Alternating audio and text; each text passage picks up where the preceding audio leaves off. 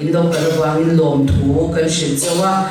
he hun hi kan zawa in lok tak man kan tum chau do nia chuanin kan ho tu pa hi kan resource person kan minister zom tak hi khongai lo din selangin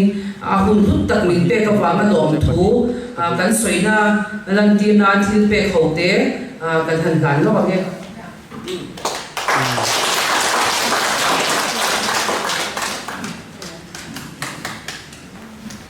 min ron som tu khan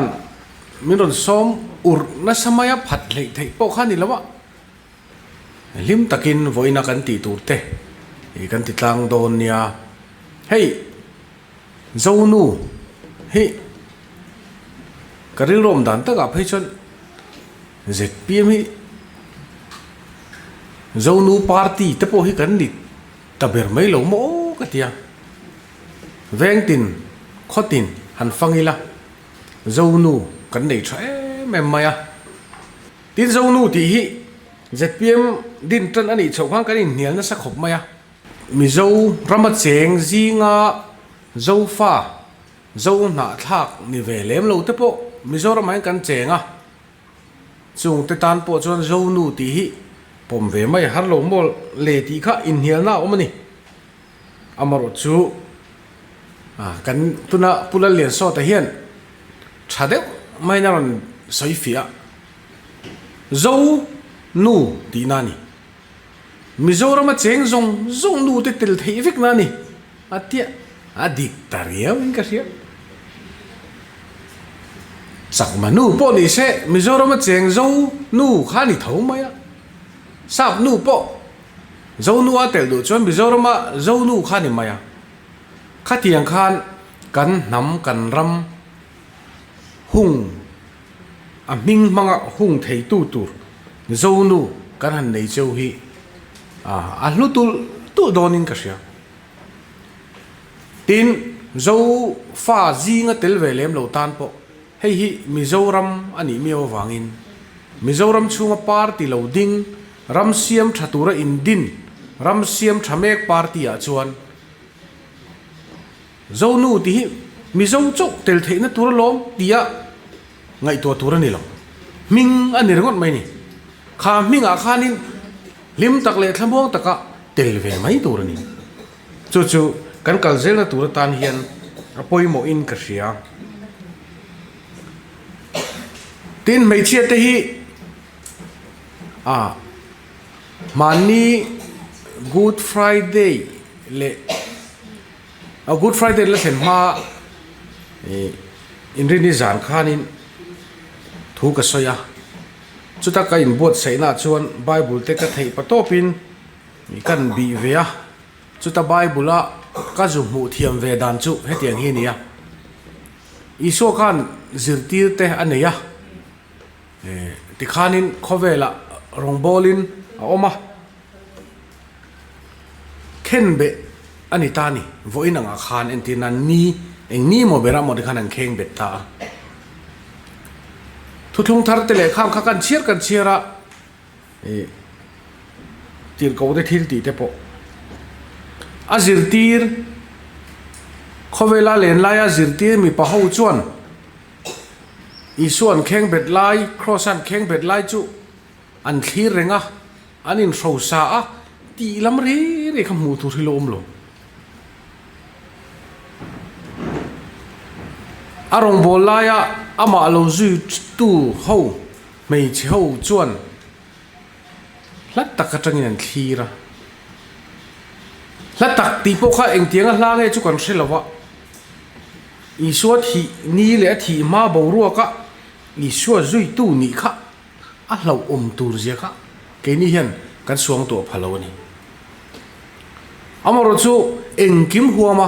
i suat hi ni po a top thlen pui thak tu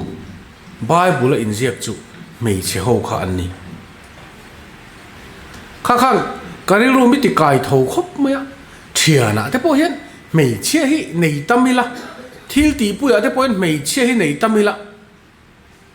kantana au ngai le soi ngai le ti vela po hian mi pa in mom up ve ringot tam tak ai chot mei chen tang kai de zo ram ta na thi ngai po hi ni sela mi pa hian kan lo tluk don lo le mai ati hi ka ngai to na ni enga tinga Isu Krista kha mei che ten an lom em khang lai hun khan mei che tan khovel kha athim em ani mei che tang khan khotlang a chum kwa eng ma soi ve the nei lo obbe an nia mei che en niam na kha ana se em ani crossan khen be nuwa ani thum nia than en tura in buat sai Bible ina soi chun po mei chi ti tho azir tir mi pa ten na peter ne na ain lara ti lam ain lar ma sa ti lam khom lo reng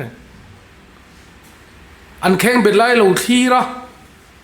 a thole na tur zinga thana eng lo rim tui chu tura vakal tur te ka mei chi te an ni Isu NUTE Mary Magdalene te chung ho ne na chuan ama thalel ngoi tu te ne na khan ani ain lar ma sak ber ni tlat mai na cái này ZPM po hi ka ngai to thin mei chia te tan hian he party hian zalen na dari avon yang a ti hi ka ngai to na hian au mani mei cheu tan rei tak lo thok to women empowerment vel lo boi puya thei to pa lo be to ka nia ZPM party zo NUTE in ti ta tu em mai le nei tu thin lung pua in be hi kai chu ro pui ka ti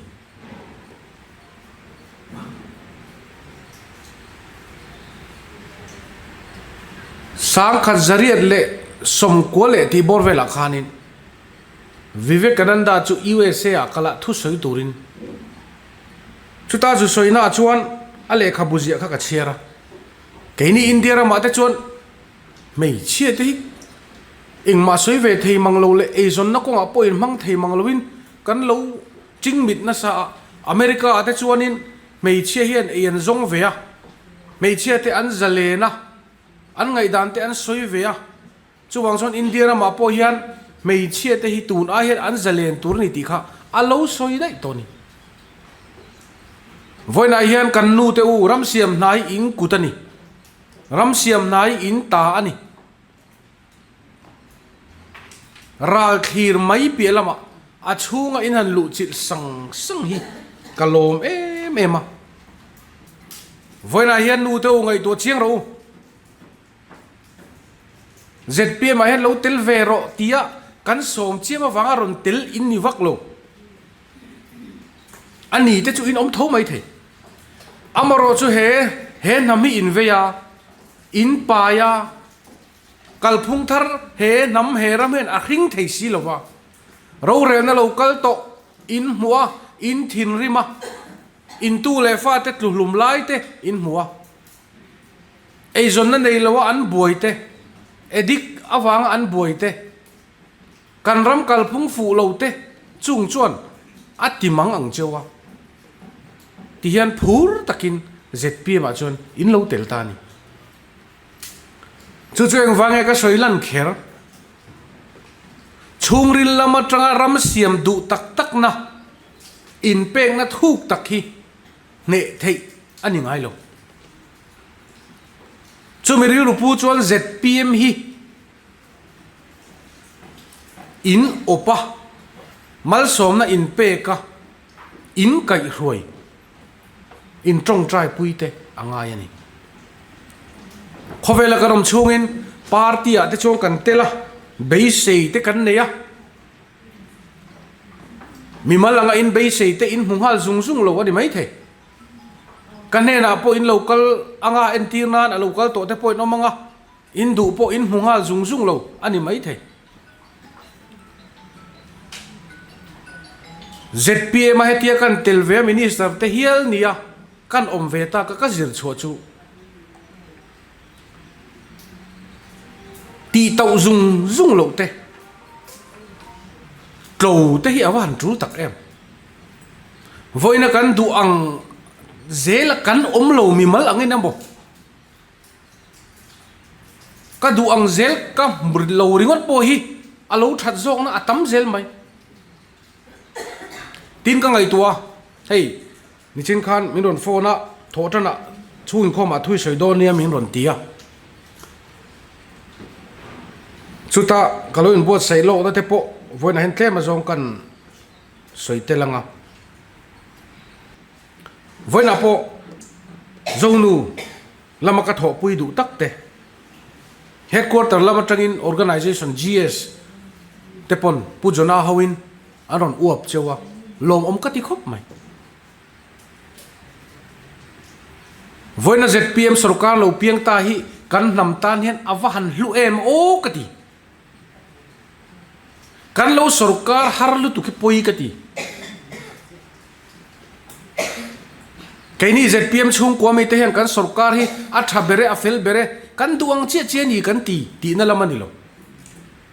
ti dik kan tum ngar ti dik lei thei si lo te hi alom chau mai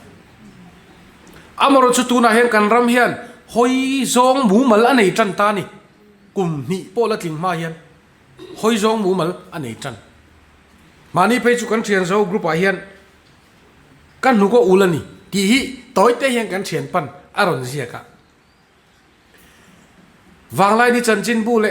bu le social media kan thira advertisement nalak advertisement mu tur om ring mai hian kan nu ka ti ul ati ni chumale sarkar ma sa de khan an la na sa le se khong advertisement mu tur om mang lo ni chu kalphung thar chu voini hian atakin lo theng me kani ka department apo LDC te revenue field staff field worker ten la dona minon zo chiang ve thina hei department an han la dona antia eri te na omdon ni khata darkar som ni pali oma darkar som pali tal chu lo zero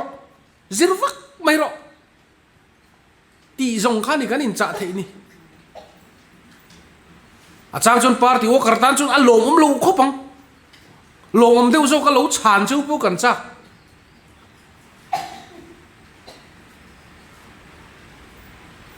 mà sẽ hẹn hầm hiền mà đi party tết sâu lệ à thấy ang mà mình party tết sâu indu sắc na ang kha kan ning to lu tu ka ZPM yelo powerful ta ni a show min ti chang po mang karing kan ta na rim ta ka lo thok te ZPM sarkar the na ta na zonu rim ta ka thok te langsar deuh te po han du sak ve ro prop chu kan cha ka ni amar cho hi thlir rengang u he nam hian min thlir alo pera tram ni tal hi chu he nam hian kan ram siam thana tur hian atlem bera hun min pek karing kan fel view pe chuan tram thum po ani mai the Nelson Mandela kha me ni som sangka chu ko som pariata apianga adet ka chu ka soi dik lo mai the o me ni som ni inka sia sangka chu ko som ko palia apartheid South Africa inti du dana dowa zela tanga thi trep te na oma ti khan sanga so ko som ko palia Africa South Africa president mas sabera ron ni dong khan mi pui ma thu soya South Africa mi pui te u in khai big na South Africa mi te khai big na vun ngo le vun hang khai big na apartheid chu alo top don ta mi pui kut thang na ro rel na chu kan rama alo piang don ta ram mi pui te u voi le khata a thazong a danglam thut na hi chu kan laka be sei su siam that tur tam lu tuk ti hi Nelson Mandela thuani revenue kan kol na ko apo hian mi mang ang te an local thina kangam tlak de upula chong kalo in chak da ve thin enga tinge LSC om to sa LSC dang te om theile kaini ZPM sarkar a chong khatiang kha a om non to lawang siam than na kan thok me ka ni azung atangin kan bei me kani kumin kan ti le phei chon pathian zara kan tho thatak takhi hei aya chiang le fia hian mi pui hmuah hian aron lang chok to don ti hi ka mu dan ani tin ZPM minister te MLA te group phi oma WhatsApp group a hian kanin fuin kanin zil na sakhop mai thei to pin kanin fuya kanin zil timbayang in zil ngai chiam lam khachu ani lo mai theya amor chu mi puimin be seina asanga kan ram siam thata tulna anasa mabak kan wanga tak em tin kan ti ho thin ani sarkar kal to te khanga tinge kan nin em le kan nin em thin dang khachu amal te local te po hian ziak donila point li point nga zia tur kan siang chung laka tluve lo tur chuan ma ni theu hi kanin fui non hi angai ka ti khop mai ram mi pui te hian a thok rim te party ta na in seng so te rim ta ka thok te du sak an lo dong ve hi min phal chin hi an nei ti hi pom tu a om ve lo man ti chin hi chu a kan party ta na lo ha ve ngoi te an phu ve ngoi na le ram poi soi lo china in du sak ve the na hi chu phal chin hi ram mi pui ten an nei ani chumi huang chunga chuan kan tal thiam tur ani chumi huang pon pel thak khopa ram poi ju soyang chi hi kan ti lo acha kan tlo nan a party malanga tong trai na dong tamber party po hi kan ni mai lo mo ka ti hialani ZPM hi kan lo tong trai pui reng chu ni o in ti thakop mai trăng zero kan ram hi atlu sop na sa to ema ti in min du sak tu ten min hril thin ani voina zonu local zong te party pakhata intel satli mai ani lawa ram siam thamek party a afatu inni kaini minister te hian kan ma mo cheu ni in trong trai pui na kan ma mo in fui na kan ma mo in zil na kan ma mo in kai hroi kan ma mo ni party worker ve mai ti anga in ngai niam na te kha nei reng su kanan kal zel banga in thanan nai chho lenga zonu te hlut zia poi mo je hi alang fiele don chu tur chuan voina hian kanin bot sai chhawanga tan kan la don ani tin ZPM hi Zoram People Movement Party kan nia aming kanan photang reng khan party dang khan movement party han ni chu khoi rama ma movement party ong ngai lo an han tia kan theng in khovel ram dang zau zok te po kan han ena movement ti an party minga tel ga chu lom ve nuala kaini chu movement party kan ni thil siam thatura movement party kan ni ti dan phung thalo siam tha movement party kan ni kan lo du to lo kan ram ma son na muang em hi kal chak ve to ro setia ti dan phung thalo kal san du to lut tu ko wanga loading movement party kan ni kan ram hian hoizong mumal nei ve to ro se ti du tu movement party kan ni mani pumpui chu ngai tu a mani chung ko le thien le tha party chu indu sak thin na kan ramaro re na thin du lo tu movement party kan ni chom lom state ni reng hi kaning to mai kan ram hi mani ke ending ve to ro se ti du tu chu tiang movement party chu kan ni soi tur tam tak oma soi som vero le ti le soi som turin nga karin bul kan tana tangin eng ma an dilawang an ke le mayang min tia amar zunga tinge voin thenga alian zonga kan kalzel thei mai le trong kambula kam man to kha lo tel vero tia in som hi kan ni vak lo ram siam hi hun to ni tia mani thin lunga tanga du na lo chuak chu tiang in a khoi khom chu kan ni wangin kan rin ai hian kan dai rei don sarkar kal to ten ti tula an ngai lo an ti du lo an ti ngam lo kha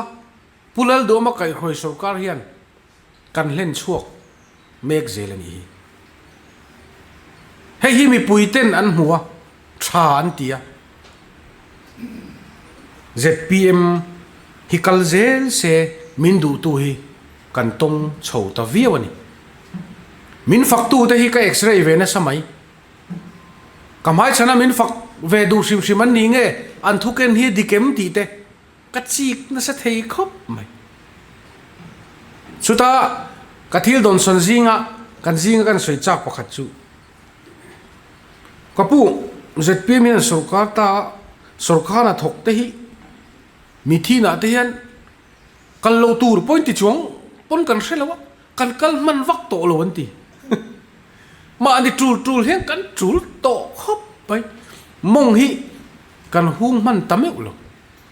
kal phu mu mal tan ta tang tlat ro ti min fak na le min fui na du sak na min hlan na zinga pakhat kan zinga kan soi chu chak deu ani le zonu te party tak sabung khat atel lo kanom theilo zonu kan nia soi tong khanin party tel du ngai reng lo te tel to thin te chi sang ka kan lut khom ani tu tena mani ZPM chu poisa puk sarkar min hantia ni kum masa January ni som ni khat ni thum som pakwa ti vel khan first timer MLA ho Delia min ko thla training min pe ni financial training India rama finance lam thiam min an training a an tumber chu poisa puk tam thei tura state board sai kha India sarkar tum hi ni rengot chu yom zia chu kha athonin instead tan poisa kan on pe ti kha ti thlem tel tela khan noi nga kan pe cheunga thadeu lo mangula in ron ru lenga ti khan atamzo kan pe zel cheunga thatakin poisa khain manga tin India sarkar hian state te hi athon ringot a pek lova apu ka pu ming putir hi India sarkar tumani khrim poisa pu khrim hi India sarkar hnuai om kan ni mi wangin puk ngai chia an SIAMTHAT wangin kan puk ani tin ni kum chung khan kan poisa puk tura kan soizat kan puk king lo ani tuna hian kar hia solo chon April May June April le May a hian poisa hi kan la puk lo ani kumin chunga kan puk tur zat chu February March sa sesona khan kan pass vek to chu kan puk tur zat kan pass hunga chuan kan puk mayang sarkar kal phung rim rima SIAMTHAT kan tum SIAMTHAT mai thei ri si lo te thil tam tak om chunga po chuan pulal do male a ho te hian beng sika ngai to chungin malam kan pana tin ZPM party ro puina em chukati hei hi ipudar tengu aro pui ka tia hei hi ken ko zel po ka do zonu apo hian local chho puiula nunglama in rel sep lovin mai chana ri pop tur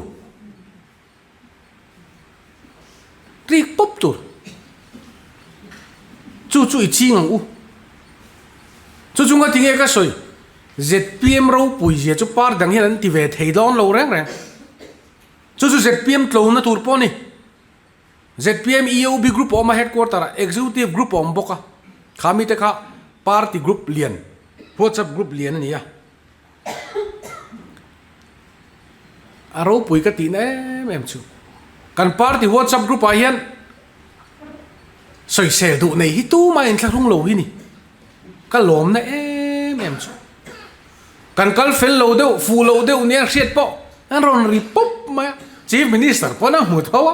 minister zong in kan mu khatiang kha awan ro pu yem party kal to dang a khan om lo an vui lang sar ngam lo an soi sel thangam lo an pu te kha cái ni chu thil sual le party ti ke tum na lam ni lo ZPM hi akal sual lo nan tia kan kal sual palamo kan ti dik lo palamo hi ngoi pui su ri pop mai tu chu chuan kan ram asiam dam don voina local khom te ZPM dam na local khom kan ni lo kan nam kan ram hi dam ve to ro se ti kan du wanga local kan ni karilu chung ri la om thin karilu chung ri la om anga ka soi chho thiam lo chu voine hian tu ma underground a kan tham tan be tu kan om lo helaya hol nuam taka thom na moi takin ropo lo sur se hei min ron nan don lo silai po kan hum lo amaro chu hetia kan local khom hi kan nam ta na be kan ni kan ram lo din chuwa ve thena na be kan ni chu chu party kan tel chana ni minister kan i ve chan po chu ni department kan en kol ve officers te hian ka fui na chu mani big huanga example kan setanga B.Lalchhanzova hawa food civil supplies kan en kol ve laya thil tha reform kan siamte food civil land revenue and settlement en kol tu officer jinga kom ve laya B.Lalchhanzova hawa ramtana reform kan siamte ti te hi la ziak te uti hen ka challenge sani kan ti dik lo lam hle ri go tina min buk ri kha chuan kan kal fu lo hle ti nani ti dik tok lovin ti fel vek theilo ma ila kan ti dik vele kan ti that ve lam kha soi tur kha om tur ni chuwang chom voina hian ZPM sarkar hnuai kan officer sarkar na thok te hian asap tongin pride chapau ti na chuni silo ka thok thave khop mai a tia ma ni a po ti thave in ti na hi chu tiang ril ru chu an putan me ka ni hi hei hi aro pui khop mai ka soi tong khan na chang chuang kan sor khan na thok te kan han vi na ngati nge kan han ti that chin kan thanem ngai wang ani akal phunga dik chho me ka hei hian kan nam kan ram hi hlat taka thui taka min hroi thleng do na ni ole bung thum na kan lu tang tin mi hring hi tukin zinga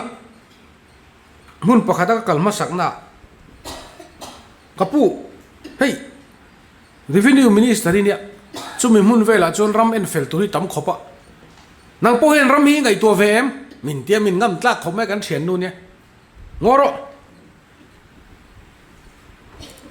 ram nei bel lam hrim hi ka ngai to du lo top du zel na ka lu tang ka du lo revenue minister kan ya ka ngai to lo top hi kan ram ta na thaber ting ka chang top mai ni ako pakhat va zen to chuan zen tur kha lom zela ti kha la to pa minister ho sa de an nu pui te pon an ngai san chuan lo chenom nai pien nui ti vel me be de kan lo chuang ti lawom te si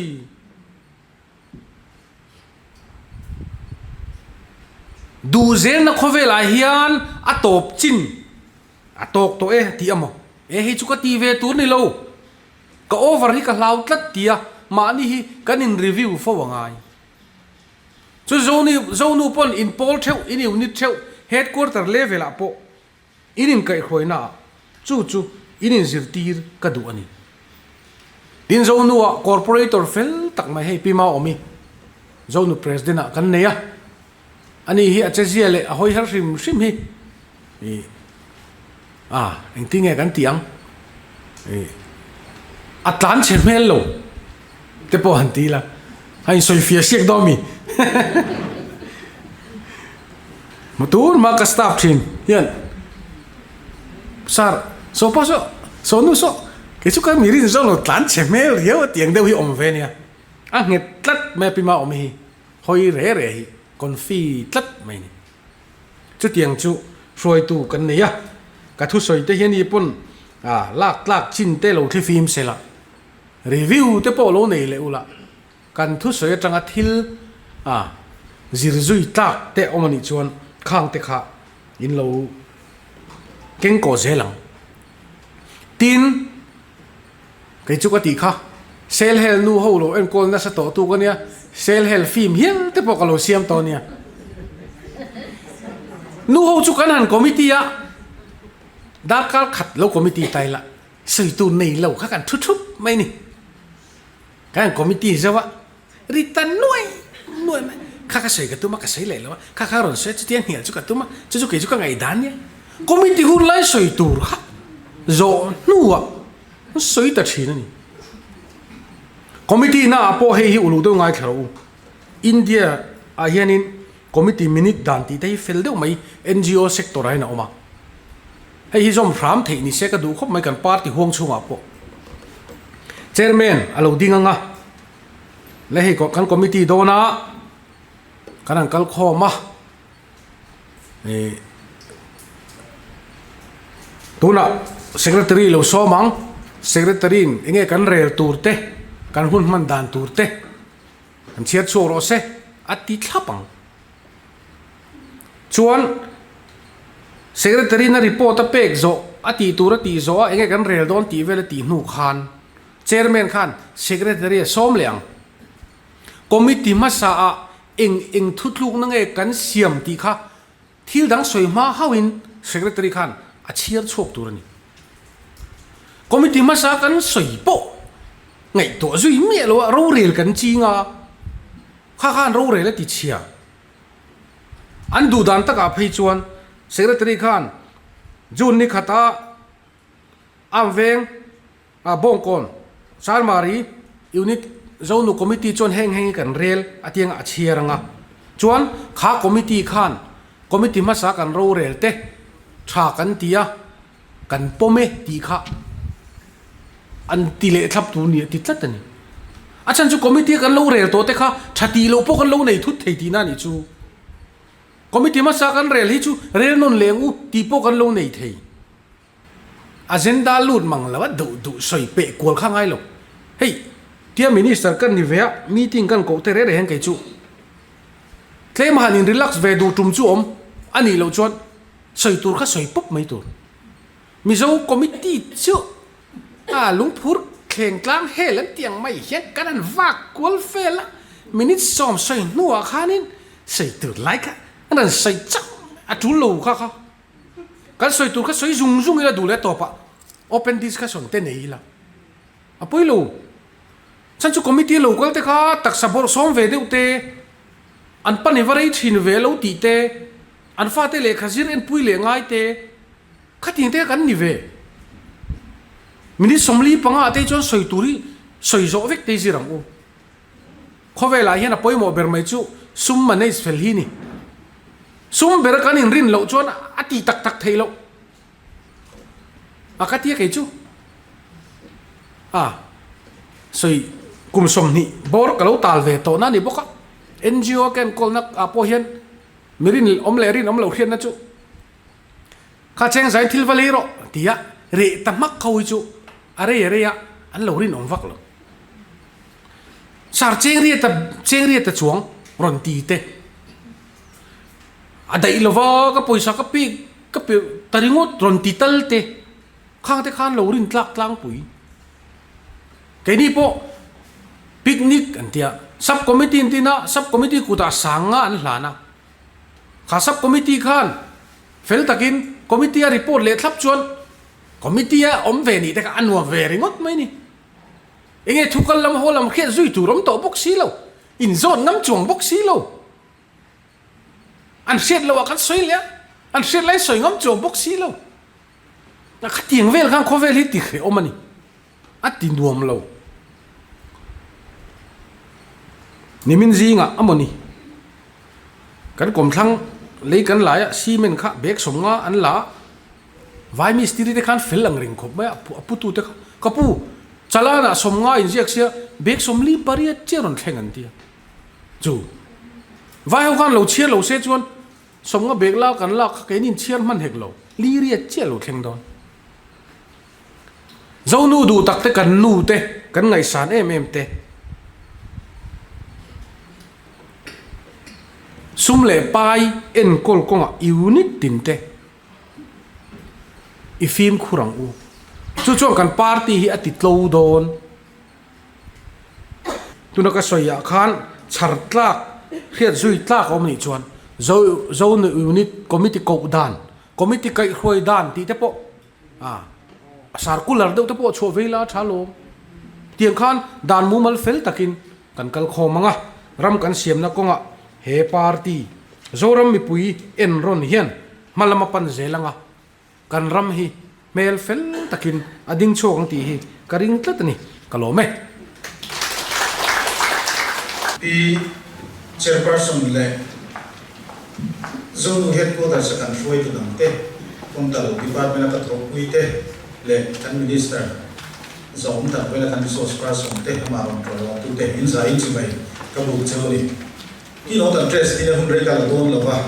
hey a speaker main speaker ala oma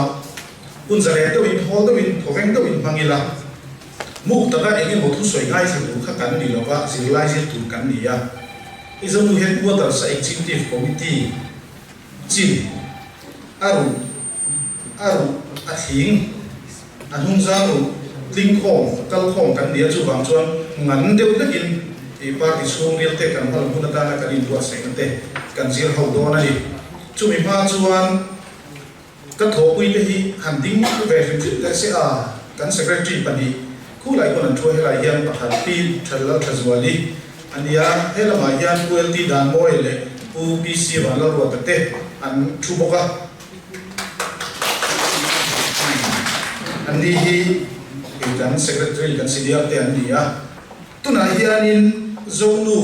unit hi mizoram pumpuya frontal department ina report kan ton chin chu unit zani le somriat le asani ani block pathum report kan dong boka tichuan AMC area aizol urban area hian unit somriat le pakwa a oma unit somriat le pakwa AMC area aizol urban a oma aizol rural le district dang hemi general headquarters ina a opchin Rangpu Zau Serchip Marlam Songa yanin unit zale som kole parian kanong me kanilo chuchu tuna kan din muna ni a frontal update ka group la kan lo bu ka ringa zo unit report on la lo all to MLBL to kha an lo nual ma ya tran la sel a thong be ole chu lam chu du to kila e kino kan dress ni ka chan ko cabinet som lo yam ka soi lo wa e kan secretary pa kataron thlek le a pi wa lo sa ye ko ai lo ding te se so la ya so no ma kino kan dress ni ya kino ti chu kan han sai do na ting chang a ki kan zong ta me en tiam na ton bang si lo o lu lu pui khia boi mo ni liam san ti ka lo sa don tai la a ki ka zong ngai ta me ka la pum pui sa ru khan a ki ka zong ngai ya a ki no ti ta kha kha bi a ki no kha ka hia ding lo chon a la kha ka sa tuan thei don lo moi ta king ka bi thei don lo chu wang chong ki no ka dress han ti po hi a soi tu pum pui chu kan pui la ron soi nga ka resource person ni la ron soi chu wang chong hoi la hian in zir lai zir tu training tu ril ru ni le kan in pe kan thlo kan exercise a tu le in ka ria ani tu na hian ko ran sang in retreat te kan tia half yearly retreat te kan tia kan in ti enge in kum lai ho la kum thlo na kan phala na ta na han chol lok lek le han in refresh na han in replenish na han in ti thar na kha kan nei fo thina chu tiang do chong ngai tai la retreat chu agra ba tong kam chon nung ton ti na kha ani maya amaro chu retreat ong dia chu retreat but to advance tinani nung lama kan fa chon te ka malama na sa so ka no turle malama na sa so ka epe turin kan so le kan nung to le tinani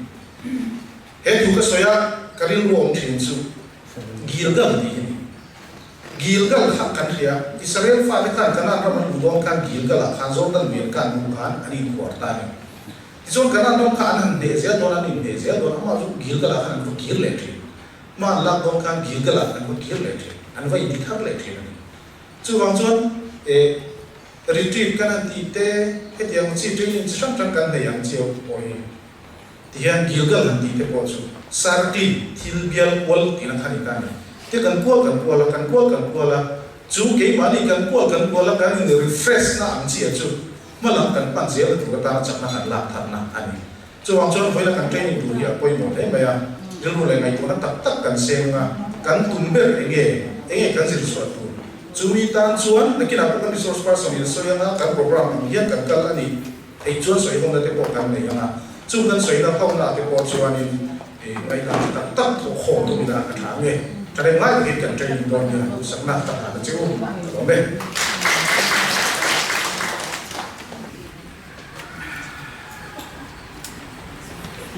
lo mum le mai kan sia tur om tam tak om ti sheila khang ti ka chin sheila chome trong kam ni khat le ka kan soi lok du chu tun kan ministry zpm ministry kan minister te ho hi cái mà hắn te khin nang hen là lo langa vok nấu te chung tak nấu nghe apui lian thatak mai na NUTE a pe a an ne kyang an omang hian kan minister te ho hi anin fit lom boxia ram mangai tu an ni ti a siat ngoi in ka sia an chunga po lom ka tia lom thu kan soi ngal du bokani